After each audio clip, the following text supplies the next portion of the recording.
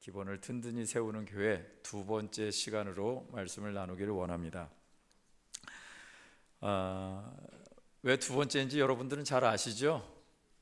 1월 1일 날 제가 이 단에 서서 말씀을 전했을 때 기본을 든든히 세우는 교회라고 말씀을 전했는데, 또 동일한 제목을 가지고 여러분들과 말씀을 나누게 돼서 오늘 이 시간에도 계속 한번 이어서, 지난 시간에는 어떤 원론적인 얘기를 했다 그러면은 이것을 구체적으로 어떤 방향으로 또 어떤 마음을 가지고 또 다시 점검하며 나가야 될 것인가, 은혜를 나누기를 원합니다.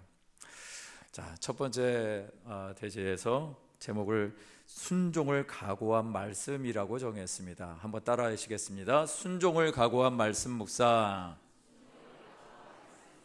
아멘. 순종을 각오한 말씀 묵상. 여러분, 성경은 하나님께서 쓰신 거 아시죠? 정말요? 사람이 안 썼나요? 사람이 썼습니다. 그런데 사람이 쓰는데 사람을 저자라고 그러지 않습니다. 기자라고 표현합니다. 무슨 말일까요? 저자는 그것을 직접 쓴 사람에 대한 얘기고요, 기자는 감동받은 것이나 전달받은 것을 기록한 사람입니다. 그래서 성경은 사람의 손으로 쓴 것 같은데 누가 썼다라고 얘기합니까? 하나님이 쓰셨다라고 얘기를 합니다. 그것에 대한 말씀이 디모데전서 3장 16절에 있습니다. 함께 읽어보겠습니다. 시작. 모든 성경은 하나님의 감동으로 된 것으로 교훈과 책망과 바르게 함과 의로 교육하기에 유익하니. 아멘. 오늘 이 말씀에 보니까 모든 성경은 무엇으로 쓰여졌다고요? 하나님의 감동으로. 이게 보니까 영어 성경에 두 가지 표현이 있더라고요. 영감이라고 하는 인스피레이션이라는 단어를 썼습니다. 어떤 초자연적인 어떤 감동, 영감, 이런 것들 표현되어지기도 했는데, 또 다른 성경에 보니까 우리가 좀 쉽게 이해할 수 있는 단어로 되어 있더라고요. 무엇으로 되어 있냐면 God breath라는 단어를 썼는데, 그건 뭐냐면 하나님의 숨결이다. 모든 성경이 무엇으로 쓰여졌다고요? 하나님의 숨결로 쓰여졌다라고 얘기합니다. 이 얘기 들으니까 어떤 것과 연결이 되지 않습니까? 하나님이 인간을 만드셨을 때 인간이 진흙으로 빚어졌는데 생명이 됐답니다. 왜요? 하나님이 호흡을 불어넣어 주셨잖아요. 하나님이 숨결이 들어가니까 그 사람이 생명이 됐다라고 얘기를 합니다.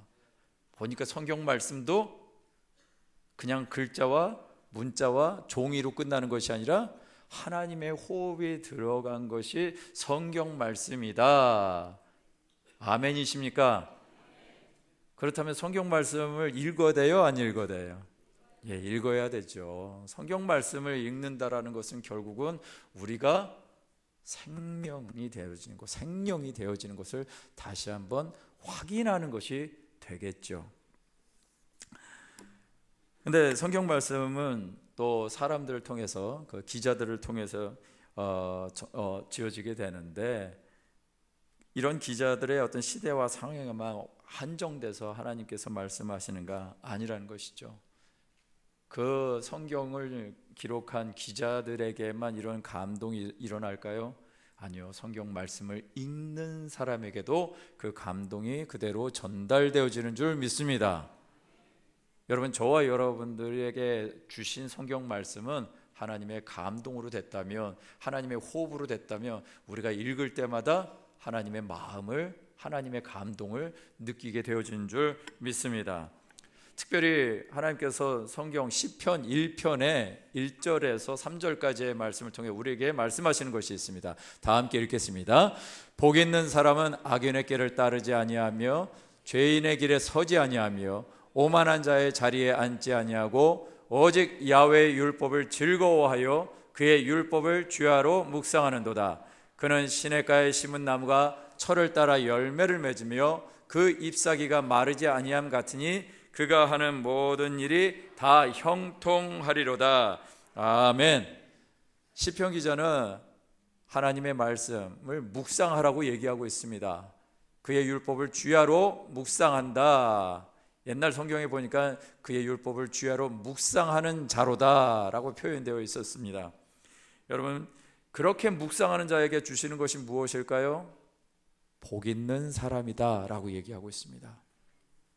말씀을 즐거워하고 주야로 묵상하는 것이 모든 일에 형통한 비결이라고 말씀하고 있는 것입니다. 믿으십니까? 여러분, 말씀을 묵상하는 것이 우리의 삶에 형통할 수 있는 비결인 줄 믿습니다.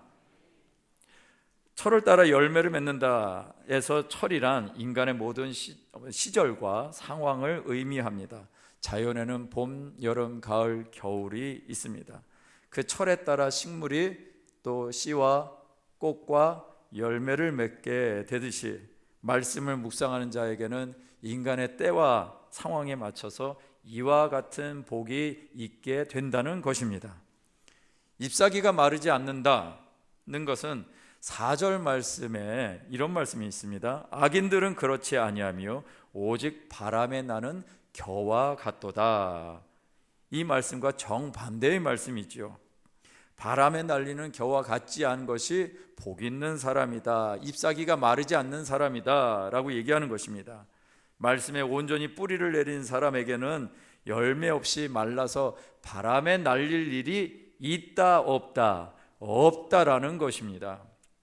그러나 이 복은 인간적인 또 세상적인 측면에서의 부와 권력과 명예를 의미하는 것은 아닙니다. 이런 것들이 필요하면 하나님이 우리에게 어떻게 하실까요? 반드시 주실 것입니다. 하나님이 우리에게 필요하면, 우리에게 그것이 하나님의 영광이 되어진다면 반드시 주실 것입니다. 그러나 하나님의 영광이 되지 않는다면 안 주시겠죠. 기다려야 되겠죠. 어떨 때까지? 우리가 하나님의 영광을 이해할 때까지. 그러려면 말씀을 어떻게 해야 돼요? 그래서 말씀을 우리가 읽어야 하는 것이죠. 말씀을 읽지 않으면 우리가 추구하는 것이 무엇이냐면 이 세상 사람들이 추구하는 동일한 부와 명예와 권력이 되어지기 때문에 그렇습니다. 이런 것을 추구하는 것은 기독교의 본질이 아닙니다. 왜냐하면 복이 있는 사람은 반대, 즉 말씀이 없는 자들인데, 여러분 한번 생각해 보십시오. 말씀이 없는 자들의 삶의 결과가 어떤 것인가? 시편 1편의 1절에 힌트가 있습니다. 다시 한번 그 말씀을 띄워주시면, 자, 1절 말씀에 복 있는 사람은 악인의 길을 따르지 않는다고 합니다. 그러면 말씀이 없는 사람은 복이 없는 사람인데 어떻게 살까요? 악인의 길을 따를 것이고 죄인의 길에 서게 될 것이고 오만한 자들의 자리에 앉게 될 것이다. 이 얘기하는 것 아니겠습니까? 이들은 각자의 어떤 꾀, 또 마음의 상태를 가진 자요, 또 도덕적으로 불의한 자요, 죄악의 정상의 자리에서 아주 고집스럽게 죄악의 상태를 버리지 못하는 자들이라는 것입니다. 말씀을 묵상하는 자는 이와 정반대의 삶을 살게 될 것입니다. 이것이 하나님의 말씀을 사랑하는 사람들의 삶의 방식인 것입니다. 로마서 6장 16절 말씀 함께 읽겠습니다. 시작. 너희 자신을 종으로 내어주어 누구에게 순종하든지 그 순종함을 받는 자의 종이 되는 줄을 너희가 알지 못하느냐? 혹은 죄의 종으로 사망에 이르고 혹은 순종의 종으로 의에 이르느니라. 아멘. 그러니 진정한 말씀 묵상은 단순히 말씀을 읽는 것에만, 또 이해하는 것에만, 아니면 그 말씀을 감동받는 것에만 머무르지 않는다라는 것입니다. 하나님의 말씀은요, 순종을 각오하는 자들에게 능력이 되어지는 줄 믿습니다. 아멘. 죄악의 삶을 끊고요, 죄의 본성을 거스려서 하나님의 뜻을 따라 사는 것은 만만치 않은 일입니다. 그러나 우리에게 모델이 있으셔서 이렇게 살게 되어질 줄 믿습니다. 히브리서 5장 8절 말씀입니다. 함께 읽겠습니다. 그가 아들이시면서도 받으신 고난으로 순종함을 배워서 누구 얘기입니까? 예수님에 대한 얘기입니다. 예수님이 하나님의 아들이시면서도 받으신 고난으로 순종함을 배웠다라고 얘기를 합니다. 하나님의 아들이시고 하나님이신 그분도 순종함으로 하나님의 뜻을 이루셨다라는 것입니다. 여러분, 예수님께서 자기의 뜻을 가지고 살으셨을까요? 내 마음대로 사셨을까요? 여러분들이 믿고 있는 예수님조차도 하나님의 뜻대로 사셨던 것을 여러분들은 기억하셔야 될 줄 믿습니다. 예수님조차도 그렇게 사셨는데, 예수님조차도 하나님의 말씀으로 사셨는데 하물며 우리는 어떠겠습니까? 말씀을 묵상한다는 것은 예수님처럼 순종을 포함하는 것인 줄 믿습니다. 말씀을 묵상을 통해 좋든 싫든 마음과 생각에 말씀이 떨어지면 순종하는 것을 각오해야 한다라는 것입니다. 말씀을 읽고 암송하고 쓰고 묵상하는 것은 우리의 지적인 만족을 위함도 아닙니다. 자기의 만족을 위함도 아닙니다. 내가 이렇게 읽었다, 내가 이렇게 묵상했다라는 만족을 위함이 아니라는 것이죠. 말씀을 묵상한다는 것은 하나님과의 친밀한 교제입니다. 말씀을 묵상하게 되면 우리가 찬송가에 있는 것처럼 달고 오묘한 그 말씀을 경험하게 된다라는 것입니다. 하나님의 말씀을 순종할 때 우리는 그 떡의 생명을 경험하게 되어지는 줄 믿습니다.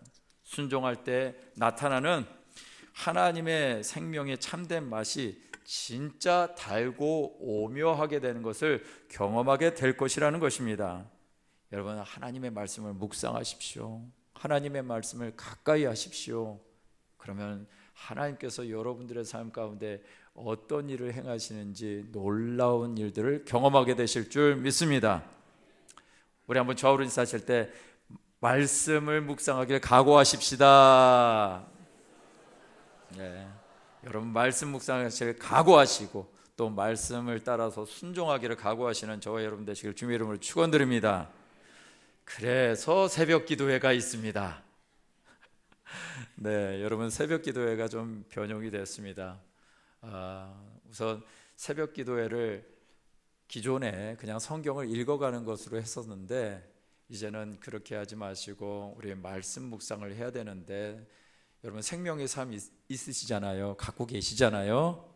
예, 대답이 없는 거 보니까 여전히 진행하실 줄 믿습니다. 꼭 구입하시길 바랍니다. 네, 생명의 삶을 가지고 그날의 본문을 가지고 우리 모든 그 전임 교육자들이 참석해서 말씀을 증거하고 있습니다. 저도 월요일 날 아침에는 나가고 있고요, 매일 나가고 있습니다. 우리 전도사님들은 담당하는 날 또 자원해서 하시는 분들은 제가 의무적으로 전 교육자 나오십시오 그러지 않았습니다. 전도사님들 담당하는 날에는 말씀 묵상하신 거 은혜 가운데 전하시고, 그리고 또 자원하는 심령이 있다면 그렇게 참여하십시오. 근데 저는 자원해서 나오겠습니다. 마음이 어려울까요? 네, 예, 마음 정말 하나님 주신 마음을 가지고 자원하는 마음으로 심으셔도 좋습니다. 제가 부담은 안 드립니다. 그래서 그렇게 하니까 우리 또 성도님들도 같이 말씀을 묵상을 하게 되더라고요. 그래서 말씀 묵상하고 저도 이렇게 나와서 우리 전도사님들의 말씀을 듣는데 제가 은혜를 받습니다. 같이 은혜 받으십시다. 네, 점점 새벽 기도에 성도님들이 많아지고 있습니다.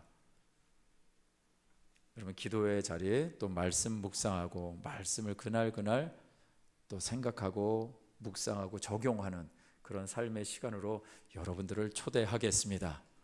우리 한번 좌우로 인사하실 때 말씀 묵상에 참여하십시다. 한 번 더 인사하세요. 저도 말씀 묵상하겠습니다. 네, 아멘. 자, 두 번째입니다. 기도는 성령 안에서 정직하고 철저하게. 함께 읽겠습니다. 시작. 기도는 성령 안에서 정직하고 철저하게. 아멘. 네, 기도는 성령 안에서 정직하고 철저하게. 지난 시간에 기도를 해야 됩니다 라고 얘기했는데, 이제는 기도는 정직하고 철저하게 라는 제목을 붙였습니다. 이런 제목을 붙인 데는 이유가 있었습니다. 그 메시지 성경의 그 저자인 유진 피터슨이라는 분의 글에 이런 내용이 있었습니다. 목사는, 하필이면 목사입니다. 목사는 사람들에게 무엇보다도 기도를 가르쳐야 할 사람이다. 그들이 모든 경험들을 가지고 기도의 자리에 나가 정직하고 철저하게 하나님께 아뢰도록 도와야 할 사람이다.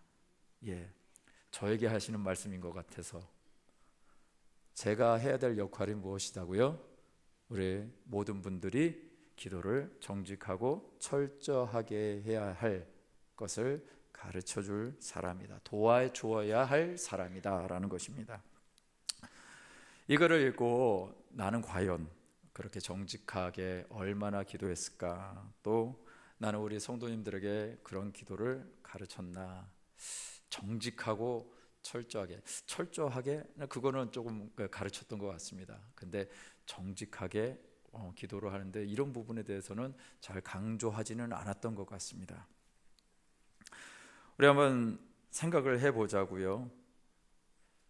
한 가지 이런 부분에 있어서 우리가 좀 더 생각해야 될 것은, 여러분, 기도는 정직하고 철저하게 하지만 우리 교회는 무슨 교회? 순복음교회. 순복음교회는 무엇이 중요하다? 그렇죠, 성령이 중요하다.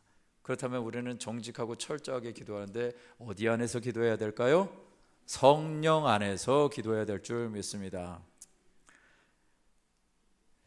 사람들 사이에 있어서 소통의 기본은 당연히 정직 아닐까요? 투명성 아닐까요?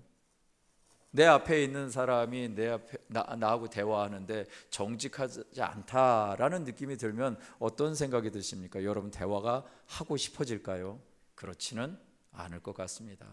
내 앞에 있는 사람이 정직하고 투명하고 그래야지 나도 뭔가를 얘기를 하고 할 수 있고 대화가 겉돌지를 않게 되어질 줄 압니다.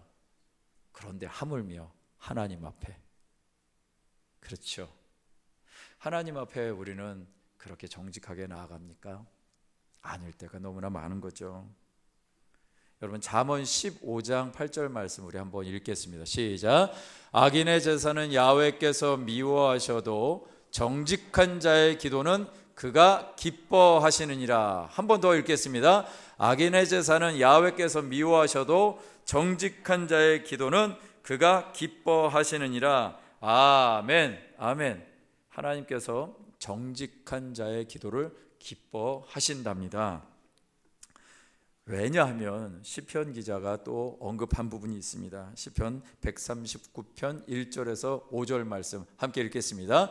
야훼여, 주께서 나를 살펴보셨으므로 나를 아시나이다. 주께서 내가 앉고 일어섬을 아시고 멀리서도 나의 생각을 밝히 아시오며 나의 모든 길과 내가 눕는 것을 살펴보셨으므로 나의 모든 행위를 익히 아시오니 야훼여, 내 혀의 말을 알지 못하시는 것이 하나도 없으시니이다. 주께서 나의 앞뒤를 둘러싸시고 내게 안수하셨나이다. 7절 한 절 더 보겠습니다. 내가 주의 영을 떠나 어디로 가며 주의 앞에서 어디로 피하리까? 아멘. 오늘 말씀 같이 읽으시면서 제가 어디에 강조를 뒀을까요?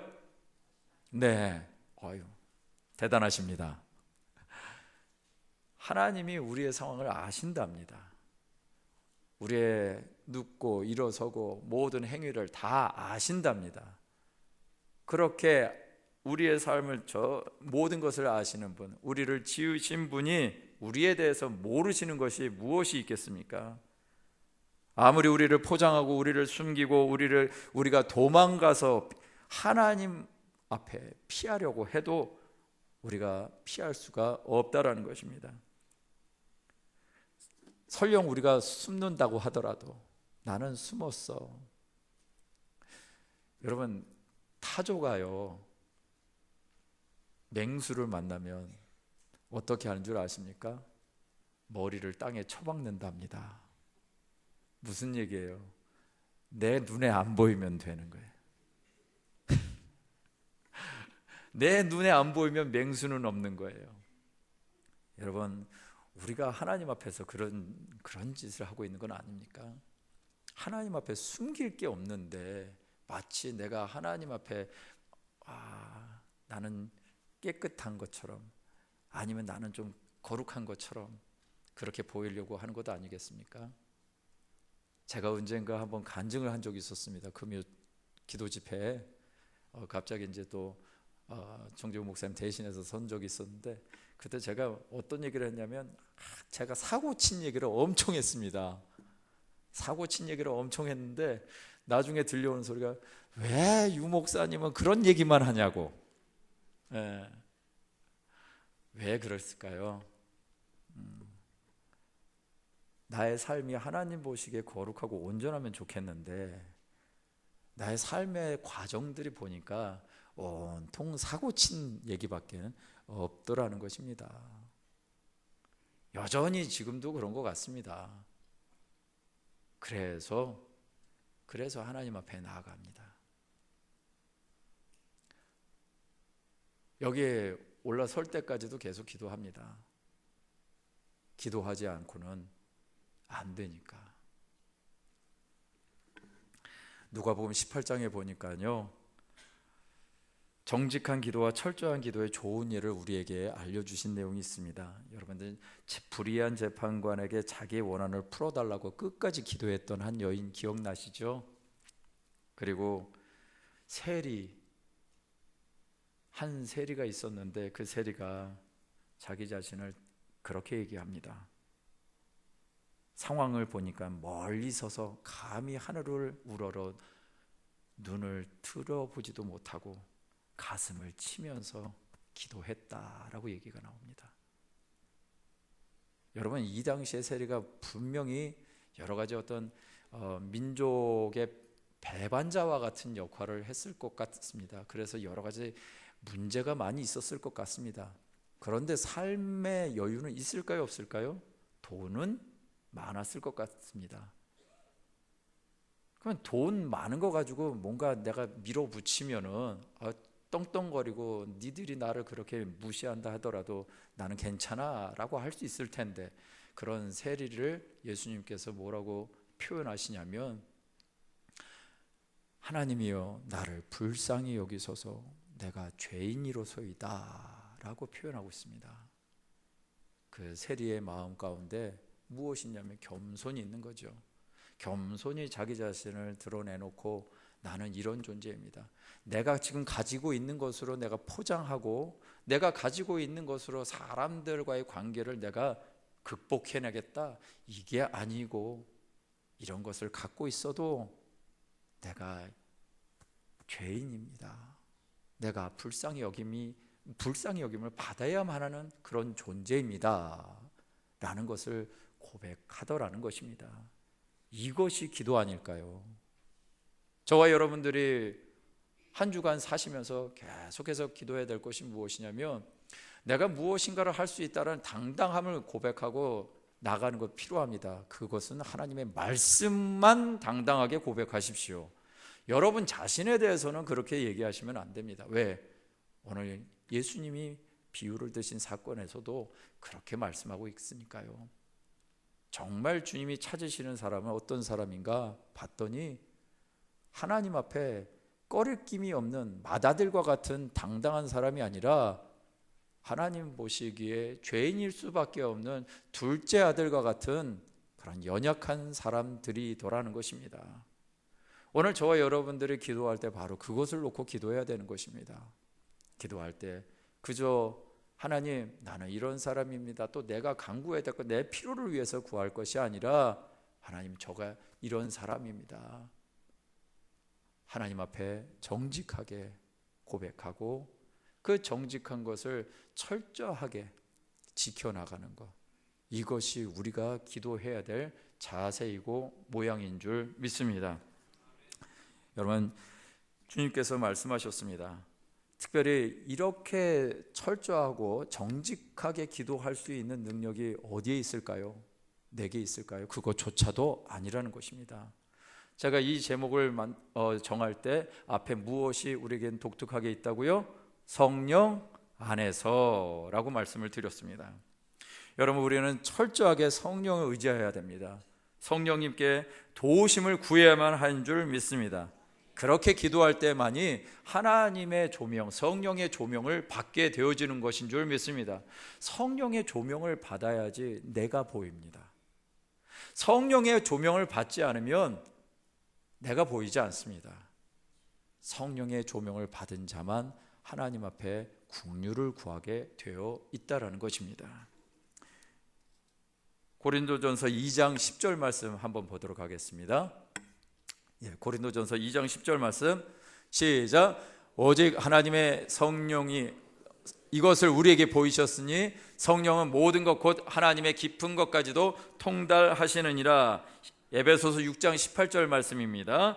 모든 기도와 간구를 하되 항상 성령 안에서 기도하고 이를 위하여 깨어 구하기를 항상 힘쓰며 여러 성도를 위하여 구하라. 아멘. 이 두 가지의 말씀 보니까 동일하게 반복되어지는 것이 성령 안에서랍니다. 성령 안에서 기도하는 것이 당연히 하나님의 뜻이랍니다. 제가 여러분들에게 붙인 것이 아니고 우리 순복음교회니까 성령을 강조하는 것이 아니고 하나님의 말씀에 보니까 성령 안에서 기도하라고 분명히 말씀하고 있더라는 것입니다. 성령님은 예수님께서 우리에게 보내주신 보혜사이십니다. 도와주시는 분이십니다. 성령님을 사모하며 기도하시기를 주님의 이름으로 축원드립니다. 왜요? 그냥 성령님 구하는 것이, 성령 안에서 구하는 것이 미사오구가 아니라는 것입니다. 그냥 우리는 늘 순복음교회니까 성령 강조하니까 성령을 미사오구로 생각하지 마시고 여러분 성령을 여러분의 인격으로 여러분을 만나주시기를 원하시는 하나님으로 그렇게 만나시고 그렇게 불러주시기를 주님의 이름으로 축원드립니다. 그럴 때 주님이 우리에게 찾아오신답니다. 우리의 마음의 문을 두드려 주신답니다. 그래서 우리와 더불어 먹고 마신답니다. 이것이 우리 주님 성령께서 하시는 일인 줄 믿습니다. 유다서 1장 20절에도 이런 말씀이 있습니다. 함께 읽겠습니다. 시작. 사랑하는 자들아 너희는 너희의 지극히 거룩한 믿음 위에 자신을 세우며 성령으로 기도하며. 로마서 8장 26절입니다. 이와 같이 성령도 우리의 연약함을 도우시나니 우리는 마땅히 기도할 바를 알지 못하나 오직 성령이 말할 수 없는 탄식으로 우리를 위하여 친히 간구하시느니라. 아멘. 아멘. 기도하시길 바랍니다. 얼마나 오래 기도하는가 중요하지만 어떻게 기도하는가 더 중요한 줄 믿습니다. 여러분 정직하게 하나님 앞에 아뢰십시오. 내가 감출 것이 아무것도 없습니다. 하나님 앞에 저와 여러분들의 삶을 정직하게 아뢰십시오. 어떤 기도도 가능할까요? 주님, 내가 기도할 마음이 없어요. 나 지금 너무 바빠요. 그런 상황에서 내가 무슨 기도를 해요? 나 정말 요즘 힘들어요. 하나님, 나한테 너무 큰 아픔과 슬픔이 있어요. 이런 상황에서 내가 기도할 수 있을까요? 지금 제가 얘기한 거는 뭘까요? 다 기도 아닌가요? 아무것도 생각할 수 없을 것 같은데 그 순간에 내가 하나님 기도할 수 없다고요 라고 하는 것조차도 지금 뭘 하고 있는 거예요? 주님과 대화하고 있는 거잖아요. 여러분 이렇게 찾으시길 바랍니다. 여러분 할 말 없으면 주여, 할 말 없으시면 주여라고 한번 외치는 것만으로도 우리 주님 그 한탄 섞인 주여 한마디에 우리의 마음을 아실까요? 모르실까요? 아실 거라고 저는 믿습니다. 그래서 여러분 그런 기도를 하셔야 되는 것입니다. 여러분 우리 교회 기도회가 많지요. 새벽 기도부터 시작해서 아침 9시 하는 정시 기도, 또 저녁에 이제 좀 저녁 기도 시간을 8시부터는 이제 장소가 개방이 되지만 우리 간사님들, 장막기도회 간사님들이 사역하는 시간은 9시부터 11시까지로 조정해서 갑니다. 계속 8시부터 기도하셨던 분들을 위해서 장소는 그때부터 열어놓고 개방을 합니다. 여러분 각자의 어떤 골방에서 또 집에서 셀에서 기도하실 것입니다. 그런데 여러분 성전에 오셔서 결단하시고 기도하시는 것, 여러분들의 삶 가운데 영적인 유익이 있을 줄 믿습니다. 여러분 집에서 너무 편하게 있으시다고 생각하시면 그건 하나님의 음성인 줄 믿습니다. 편하게 있니? 나 좀 한번 만나자.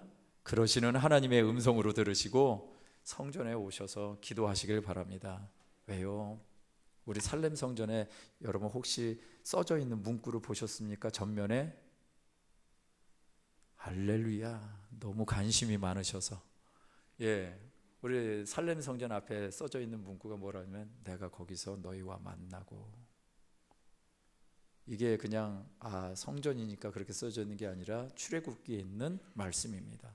더더욱이나 하나님이 지성소 그리고 법궤 만드시고 그걸 지시하셨을 때 내가 너희와 거기서 만날 거야 라고 말씀하셨거든요. 그렇다면 하나님의 말씀이 있고 하나님의 전이 있는 곳에 하나님 만나시기라고 약속하셨다면 늘 우리와 함께 하시는 하나님, 우리 삶의 현장에도 계시지만 특별히 하나님께서 그런 말씀의 법궤가 있는 곳에서 만나시겠다고 약속하셨다면 그 약속 우리에게 이루어 주시지 않겠습니까? 그렇다면 그것은 또 하나의 명령일 수 있는 것이죠.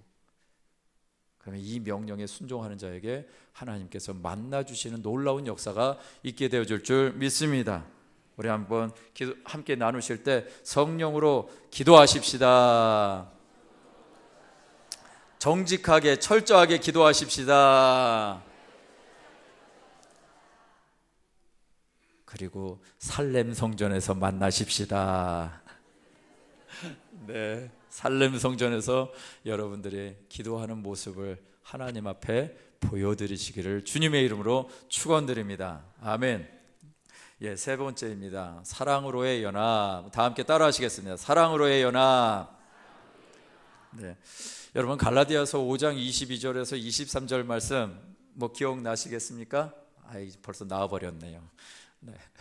자, 한번 읽겠습니다. 시작. 오직 성령의 열매는 사랑과 희락과 화평과 오래 참음과 자비와 양성과 충성과 온유와 절제니 이 같은 것을 금지할 법이 없느니라. 아멘.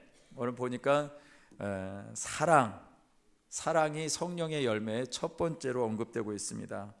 성령의 열매의 모든 것은 무엇으로 귀결될까요? 성령의 열매는 사랑으로 귀결이 되어 있습니다. 성령의 내적 임재의 첫 열매는 능력이 아니라 무엇이다? 사랑이다. 사랑은요, 우리 안에 내재하시는 성령님의 일하심의 자연스러운 결과입니다. 성령께서 우리 안에 역사하시면 어떻게 일하셔요? 사랑으로 역사하십니다. 그러니까 우리가 해야 될 일들은 무엇이다? 사랑으로 서로 함께 하는 것, 이것이 우리의 본질인 줄 믿습니다. 그런데 여기서 한 가지 강조해야 될 것이 있어요. 맨 마지막 열매가 무엇일까요? 절제라는 것입니다. 여러분, 사랑은 사랑인데 절제가 없으면 어떤 일이 벌어질까요? 사랑이 남발돼 버리면 큰일 나는 거죠. 요즘에 그런 일들이 있다고 제가 얘기를 들었는데, 제가 금요 철야 시간에 기도 시간에 잠깐 나눴습니다. 우리 청년 하나가 얘기를 해줬는데요, 요즘에 사람들이 알바를 하는데 알바 현장에서 이상한 남자와 여자들이 많이 있다, 그런 얘기를 하는 거예요. 카페에서 일하고 있는데 카페에서 만나는 사람들의 모습이 이상해 보이더라. 그래서 한번 장난을 쳤답니다. 요즘 사람들 사이에 이렇게 이상한 만남들이 남자 여자 가운데 특히 이제 중년에 그런 분들이 카페 와가지고 앉아 있는 것을 많이 봐서 장난을 쳤답니다. 카페 남자 직원이 한다는 말이 너 그 사람하고 누구야? 그랬답니다. 그랬더니 갑자기 남녀가 쫙 홍해 갈라지듯이 갈라지더랍니다. 그것도 그 카페 안에 반이나 넘는 사람들이. 무슨 얘기예요? 사랑은 사랑인데 경계가 없으면 어떤 일이 벌어져요? 우리가 생각하는 게 아니야. 가장 지켜야 될, 가장 간직해야 될 그런 사랑이 아닌 다른 사랑을 찾아서 헤매더라는 것입니다. 이것이 사랑일까요? 아닌 거죠. 다른 사랑을 구한, 내 경계를 넘어버린 사랑, 내 사랑의 절제가 넘어버린 사랑을 그걸 사랑이라고 얘기하지 않지요. 그러니까 성령의 열매 가운데 처음은 사랑이고 마지막은 뭐예요? 절제인 거예요. 절제가 없는 사랑은 사랑일 수 없는 것이죠. 사랑에는요, 자기 희생이 있습니다. 자기 포기와 대가 지불이 있습니다. 사랑하는 방법에는 그래서 지혜가 필요한 것인 줄 믿습니다. 절제야말로 어찌 보면 가장 어려운 덕목이기도 합니다. 하나님의 지혜로 말미암는 절제는요, 사랑이 사랑다울 수 있도록 울타리가 되어 주더라는 것입니다. 교회에서의 질서, 또 교회의 질서를 따라서 한 몸을 이루고 지혜롭고 아름다운 사랑의 교제가 있게 되시기를 주님의 이름으로 축원드립니다. 우리 한번 좌우로 인사하실 때 절제 안에서 사랑하십시다. 아멘, 아멘. 여러분, 우리 경계가 있어야 돼요. 경계가.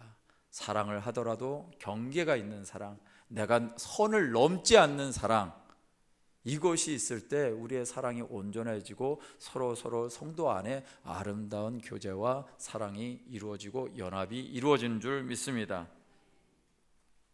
여러분, 이 사랑이 가능한 이유가 바로 말씀 안에 있는데 요한복음 15장 9절에서 10절 말씀입니다. 함께 읽겠습니다.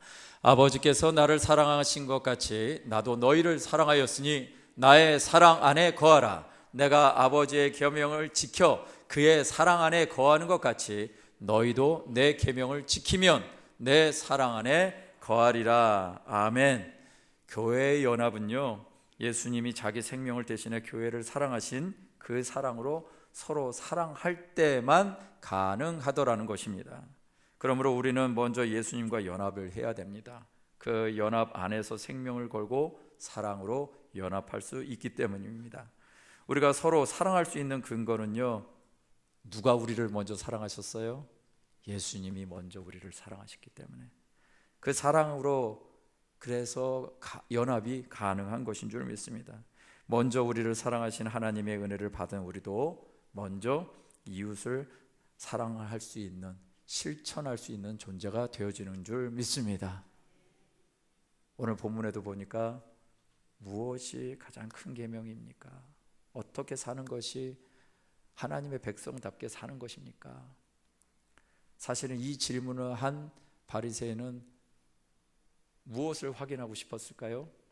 나는 하나님의 말씀대로 잘 산다, 이거예요. 나는 하나님의 말씀대로 잘 살아, 그거 확인하고 싶었던 거예요. 그런데 주님이 말씀하시죠. 첫째가 되는 계명, 하나님 사랑하는 거야. 그리고 둘째가 되는 계명, 내 이웃을 내 몸과 같이 사랑하는 거야 라고 얘기합니다. 하나님을 사랑하는 것이 바리새인들에게 가능했을 수 있습니다. 겉으로는요. 그런데 삶으로 사랑하는 거 또 가능할 수 있습니다. 문제는 뭐냐? 예수님이 그들을 보실 때 어떻게 보셔요? 악하게 보시더라는 것입니다. 왜 그럴까요? 하나님을 사랑하는 표현은 있는데 그 표현이 진짜가 아닌 겁니다. 사람을 사랑하는 표현이 있는데 그 사랑이 진짜가 아닌 것입니다. 우리는 이것을 점검해야 됩니다. 우리는 이것을 조심해야 됩니다. 왜요? 그것이 여러분들에게만 해당되는 것이 아니고 저에게도 해당되고요, 우리 주의 종들에게도 해당되거든요. 저는 우리 주의 종들 정말 사랑합니다. 어떻게든지 우리 전도사님들 세워드리고 싶습니다.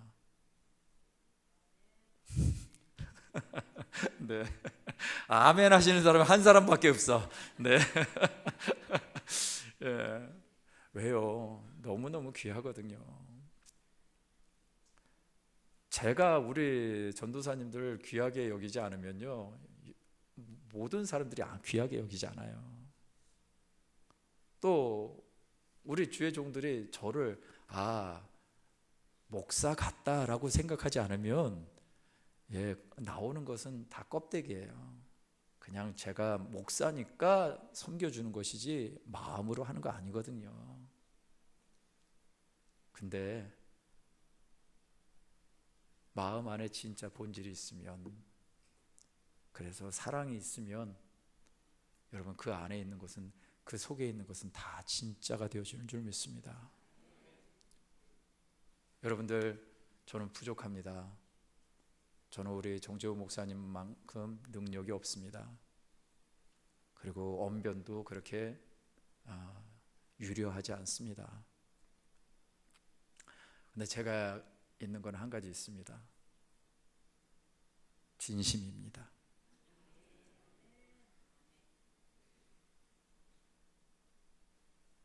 그렇다고 우리 목사님이 진심이 없다는 소리는 아니에요. 네.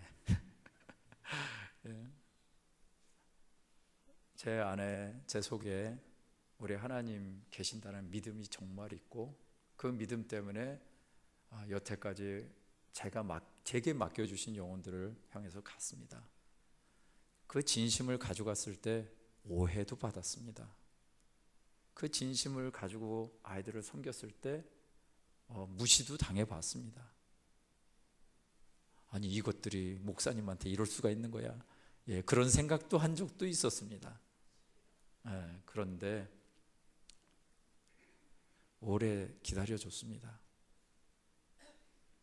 그랬더니 아이들이 마음이 오더라고요.